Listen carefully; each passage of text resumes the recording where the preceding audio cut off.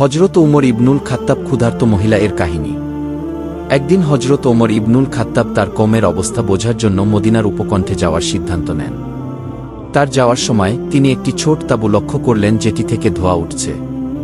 কৌতূহলী তিনি কাছে এসে দেখলেন একজন মহিলা আগুনের উপর কিছু রান্না করছেন যখন তার বাচ্চারা তার চারপাশে কাঁদছে। হজরত উমর ইবনুল খাত্তাব মহিলাকে সালাম করলেন এবং তার অবস্থা জানতে চাইলেন। তিনি ব্যাখ্যা করেছিলেন যে তারা ক্ষুধার্ত ছিল এবং তিনি তার বাচ্চাদের শান্ত করার জন্য পানি ফুটিয়ে তুলছিলেন, এই আশায় যে তারা শেষ পর্যন্ত খাবার তৈরি করা হচ্ছে ভেবে ঘুমিয়ে পড়বে। মহিলার দুর্দশা হজরত উমর ইবনুল খাত্তাবকে গভীরভাবে আন্দোলিত করেছিল। তিনি জানতেন না যে তিনি নিজেই খলিফার সাথে কথা বলছেন এবং উমর তার লোকদের যত্ন নিচ্ছেন না বলে দুঃখ প্রকাশ করেছিলেন।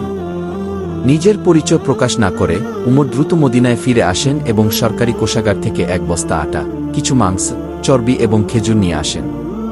তার সঙ্গীর সাহায্যের প্রস্তাব সত্ত্বেও তিনি নিজেই বিধান বহন করার জন্য জোর দিয়েছিলেন। প্রশ্ন করা হলে উমর উত্তরে বলেন, তুমি কি বিচারের দিন আমার বোঝা বহন করবে? মহিলার তাঁবুতে ফিরে উমর তাকে খাবার রান্না করতে সাহায্য করলেন। বাচ্চাদের খাওয়ানো এবং ঘুমানো পর্যন্ত তিনি অবস্থান করেছিলেন। মহিলাটি তার উপকারকারীর আসল পরিচয় সম্পর্কে অজ্ঞাত, তাকে অজস্র ধন্যবাদ জানায় এবং খলিফার জন্য প্রার্থনা করে, আশা প্রকাশ করে যে উমর একদিন তাকে সাহায্যকারী অপরিচিত ব্যক্তির মতো সদয় হবেন। এই গল্পটি হজরত ওমর এর নম্রতা, দায়িত্ববোধ এবং তার লোকদের প্রতি গভীর সংবেদনার উদাহরণ দেয়া।